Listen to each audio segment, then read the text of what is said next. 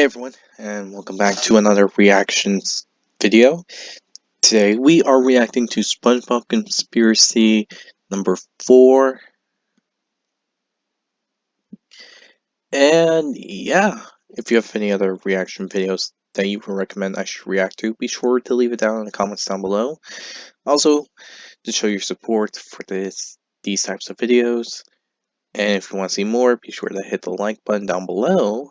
Also, be sure to hit the subscribe button to be a part of the channel, show your support for all this, and also be sure to check out the channel for other content, such as the previous parts, to the SpongeBob conspiracy stuff.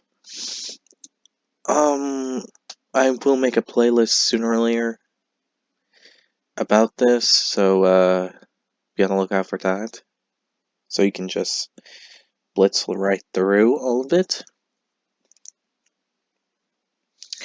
But yeah, also be sure to hit the notification button to be notified immediately when a new video comes out, because new videos are coming up. And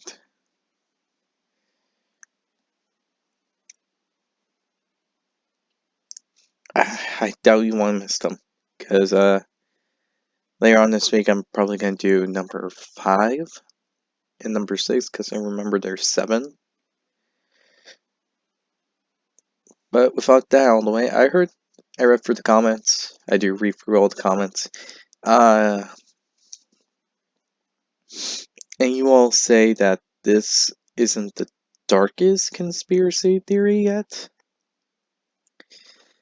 And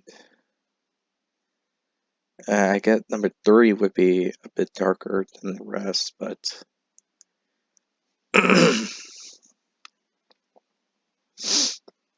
kind of making me nervous. Making me wonder what's worse than Mrs. Puff being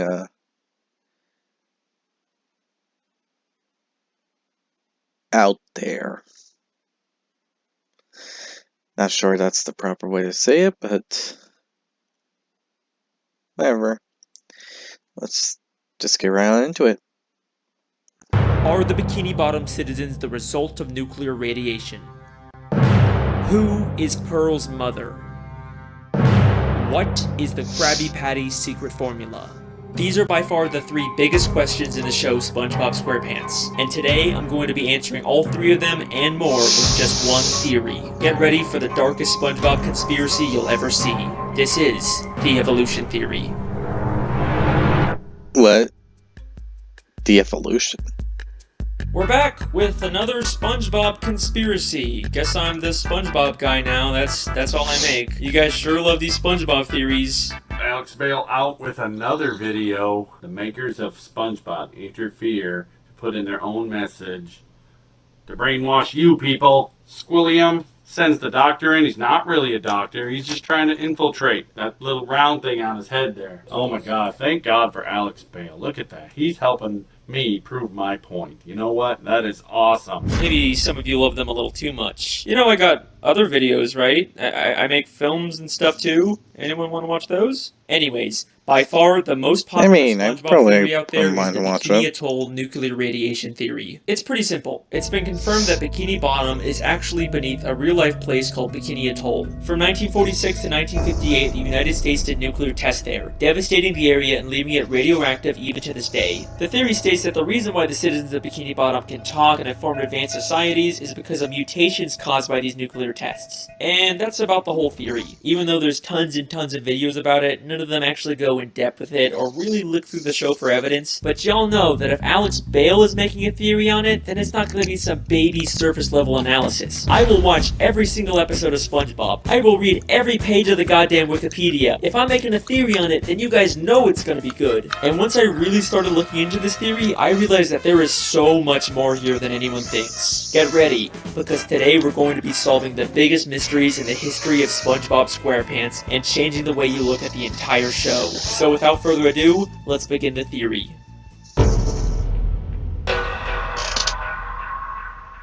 In order to find out... That's some heavy stuff to put down.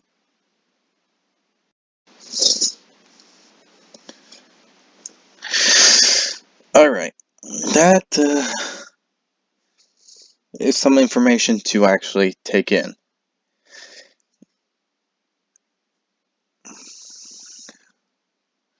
I mean, the fact that Bikini Bottom is around the area of nuclear testing, that is a lot to take in, but it makes sense. I want to see how this Whether the goes. Bikini Atoll theory is true, we first have to determine whether fish talking and being so intelligent is unique to Bikini Bottom, or if that's just the way the SpongeBob universe works. You know, it could just be that all animals in this world are able to talk, and that's completely normal because at the end of the day, SpongeBob is still just a cartoon. Well, if we take a look at Season 10, Episode 10, Feral Friends, we get a bit of a hint about how the SpongeBob world works. In this episode, a green moon appears and transforms all the characters into less cartoony, real-life versions of themselves. SpongeBob? Patrick? Just like in real life, they can't talk and end up trying to eat each other. The French narrator is watching all of this unfold, and he says this very important line. I have been monitoring the behavior of the green moon all day. It is called Neptune's moon. Every 100 years, it de-evolves everyone in Bikini Bottom into primal fish. Every 100 years, it de-evolves everyone in Bikini Bottom into primal fish. So this implies that I the really need to characters see in the Bikini Bottom episode. are more evolved and were once like these primal fish. But this doesn't prove that the evolution only exists in Bikini Bottom. It could still be a worldwide phenomenon. Remember that bonus DVD clip I found in my television theory? It was about humans studying fish in Bikini Bottom because of their intelligence. Land-loving scientists have tried to learn the secrets of intelligence.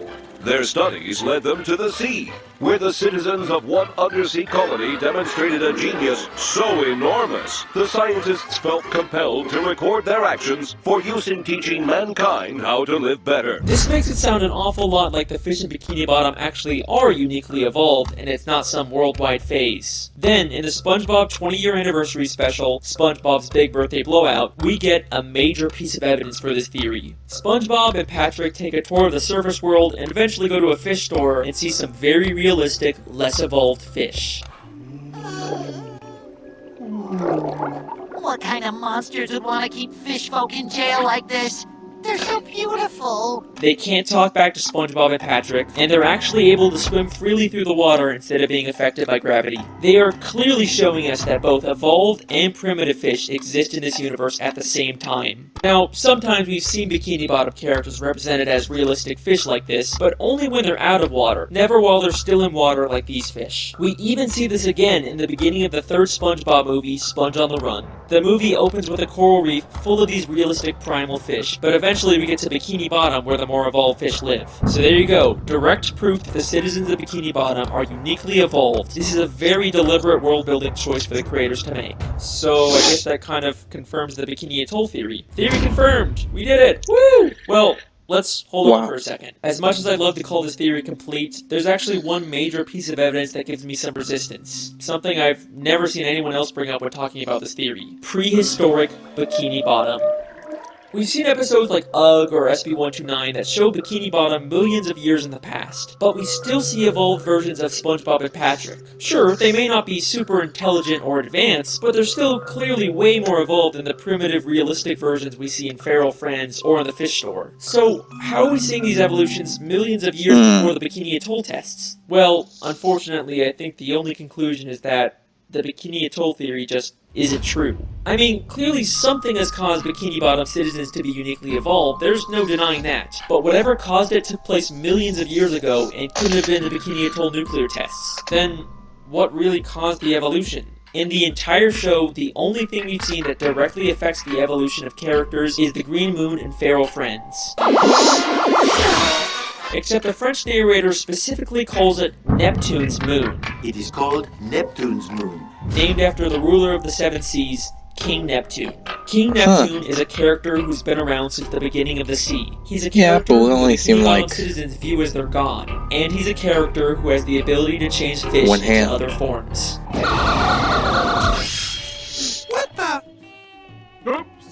King Neptune used his magic to turn the fish of the sea into more evolved subjects for him to rule over. He's the one who's been behind it all this time. Now, I could spend this entire video talking about King Neptune and his weird continuity and contradictions in the show, but I'll save that for another theory. What I'd much rather talk about are the implications of having evolved and primitive fish coexisting in the sea. Now, we know that this evolution isn't specific to just Bikini Bottom. We've seen different cities and places far across the ocean that still have talking fish, which makes sense because the marine life in Bikini Bottom has evolved to resemble humans, so it's no surprise that just like humans, they've expanded beyond Bikini Bottom and colonized other areas of the sea. But now, I have an interesting question for you. What is the relationship between evolved fish and primitive unevolved fish? Well, they probably just peacefully coexist in the sea without bothering each other. You know, just like real-life humans and animals. Wait a second.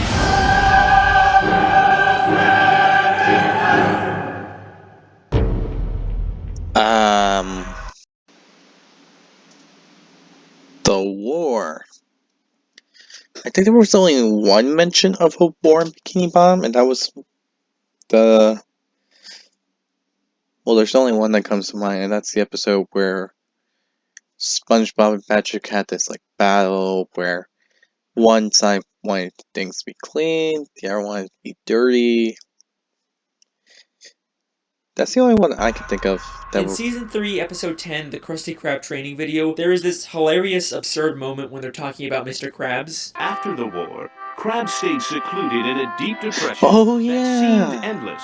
Like, what war happened in Bikini Bottom? They just tell us this and then completely drop it. But with this new context, is it possible that Krabs fought in a war against these primitive, wild fish of the sea? I mean, let's remember in Feral Friends, some of those de-evolved fish were massive compared to the evolved fish, and they immediately started attacking each other. The battle for the survival of the fittest rages on in the animal kingdom. So yeah, in order for the Bikini Bottom citizens to survive and expand, they would probably break into some kind of war. And from the sounds of it, this war must have been pretty brutal to put Mr. Krabs into such a deep depression. But I'm getting ahead of myself. Is there actually any evidence that proves the war Mr. Krabs fought in was specifically this evolutionary war? Well, through the few flashbacks we get, we know that Mr. Krabs served in the Navy. And yes, they were sailing ships on an ocean, even though they're already underwater. This is actually a real-life phenomenon where certain parts of the sea can have a higher level of salinity, and it looks like an underwater ocean. Shout out Miss Parks, my high school marine biology teacher. We also know from maps of Bikini Bottom that the town is surrounded by this underwater ocean. So that places Mr. Krabs' war outside of Bikini Bottom where this evolutionary war would have to take place. Then if we took a look at Mr. Krabs' home, we'd see it as full of memorabilia from his past days in the Navy. But hidden within here is something that will absolutely blow your mind and answer one of the biggest questions in the show. Hanging there on his wall is a picture of a massive whale next to a ship.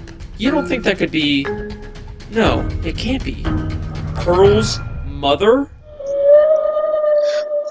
Pearl is Mr. Krabs' whale daughter. The show never really explains how a crab can be the father of a whale, but most people just assume she was adopted. People have been speculating about who Pearl's biological mother is for years, and I think we finally just found our answer. We see 2 photos of this whale on a ship in Season 3, Episode 9, just one episode before we find out Mr. Krabs fought in a war. Since this is among all of Mr. Krabs' Navy stuff, I think we can assume that this is something he encountered and not just some random picture of a whale on a ship above the ocean. The whale is massive compared to the ship. We've seen adult whales in Bikini Bottom before, but they are nothing compared to the size of this whale. This has a much closer resemblance to Pearl when she de-evolved in Feral Friends and became massive. So this has to be an unevolved primitive whale, and the picture clearly shows them fighting. Not only does this prove that there was a war between evolved and primitive fish, but Mr. Krabs definitely fought in it. But this also implies something very dark.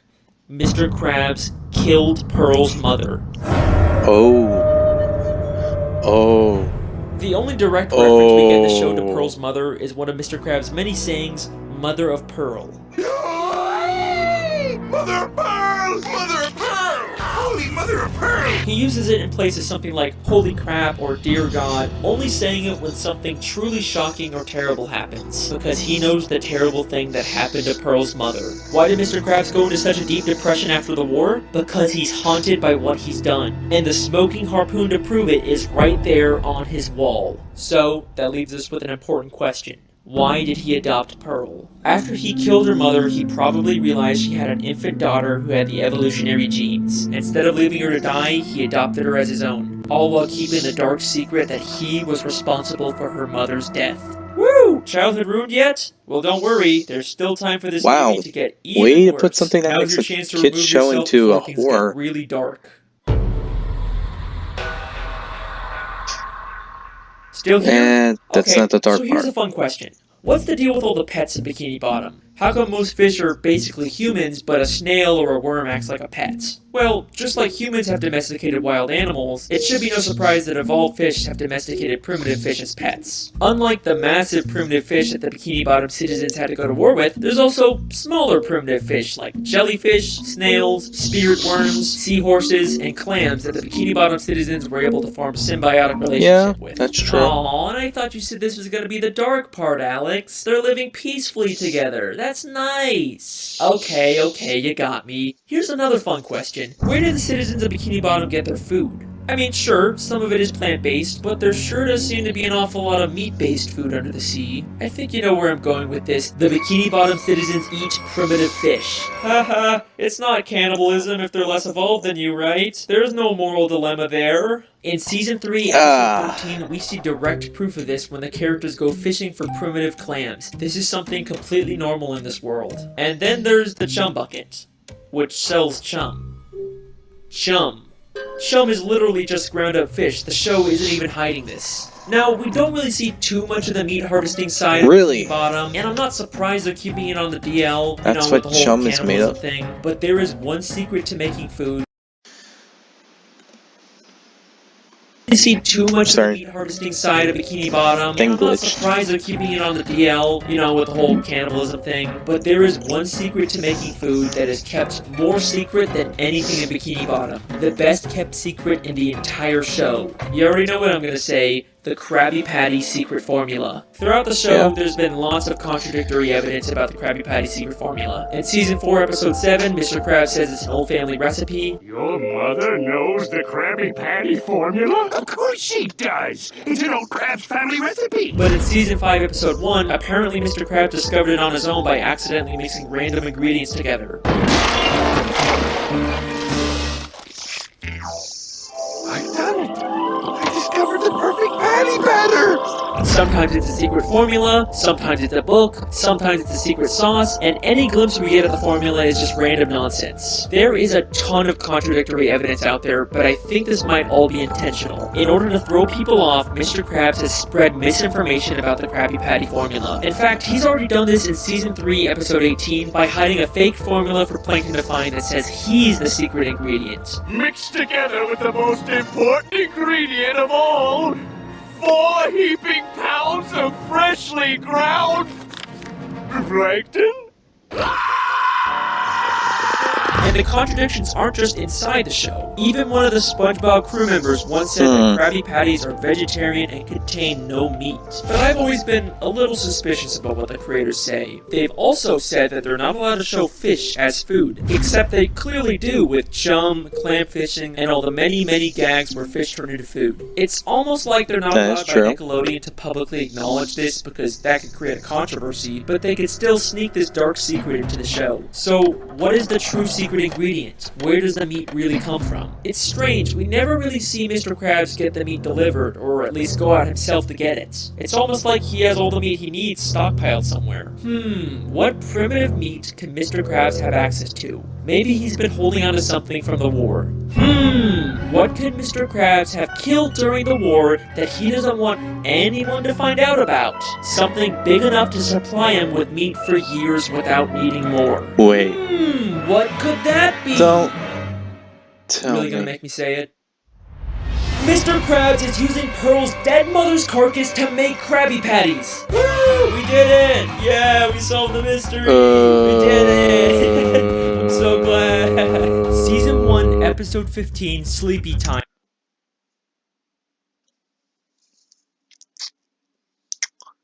So, you are, so, so,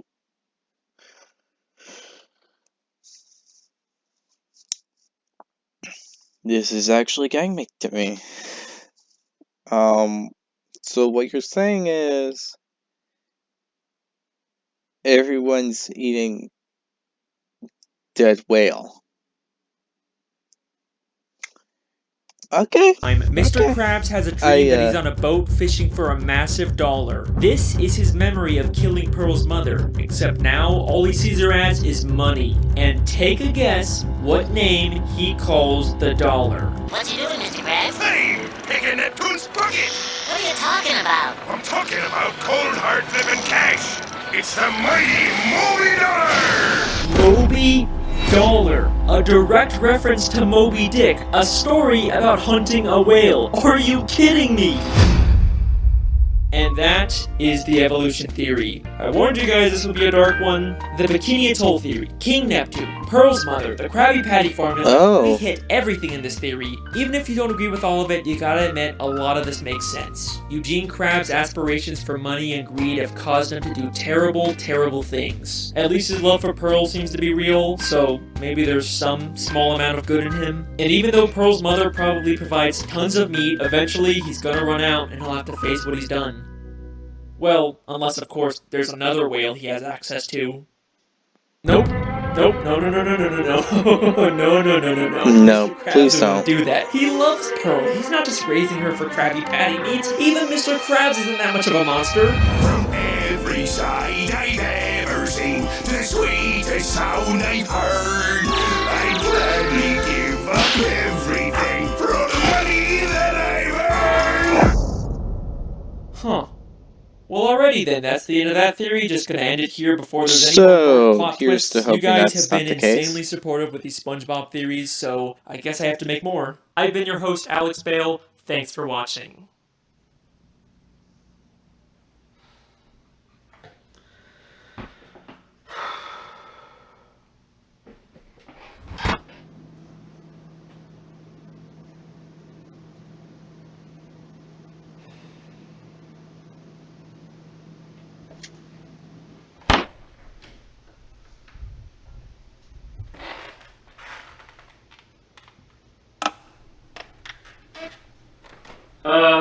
Hey, just want to let you know that I think I'm gonna take a break from the SpongeBob videos for a little bit.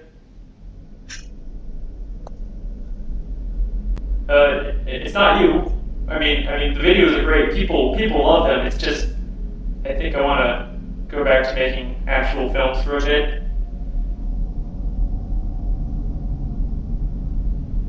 Okay then. Is there a figure? Thanks for everything. I guess I'll just see you around.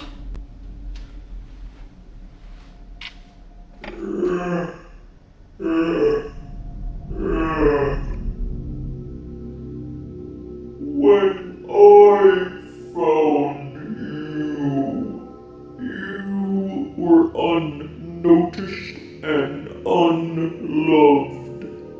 But now you have millions of views. You have sponsors. Why would you forsake them? I just, I don't want to really make these videos forever. I don't want to be known as the SpongeBob guy.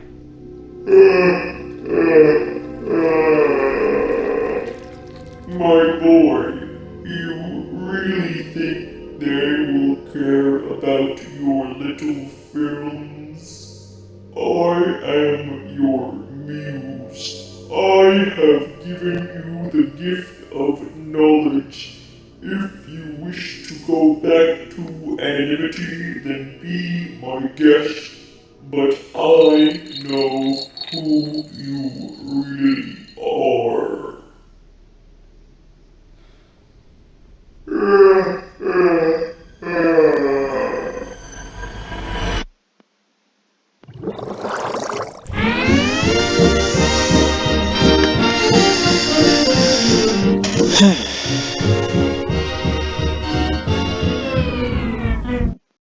So,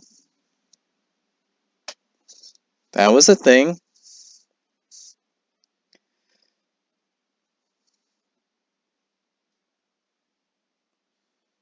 I don't even know how to react to that, to be honest.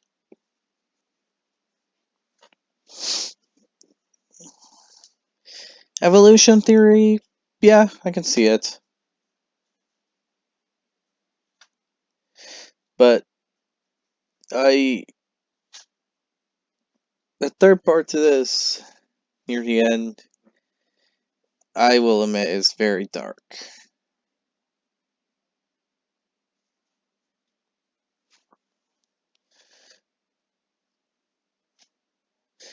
It also makes me wonder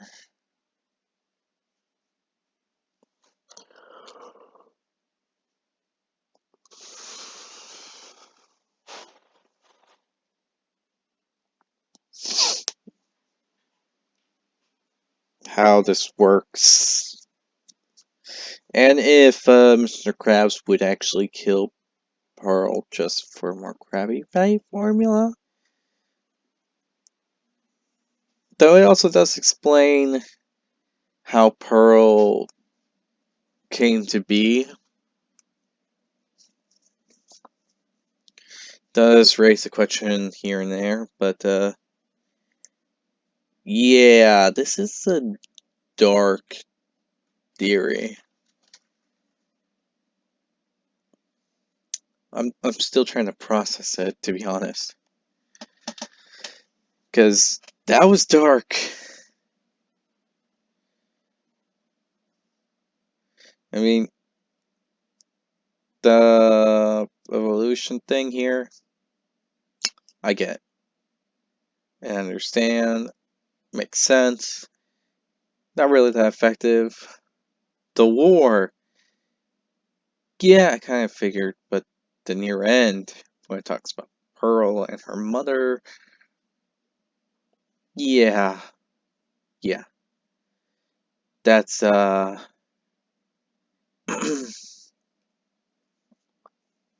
it really deep.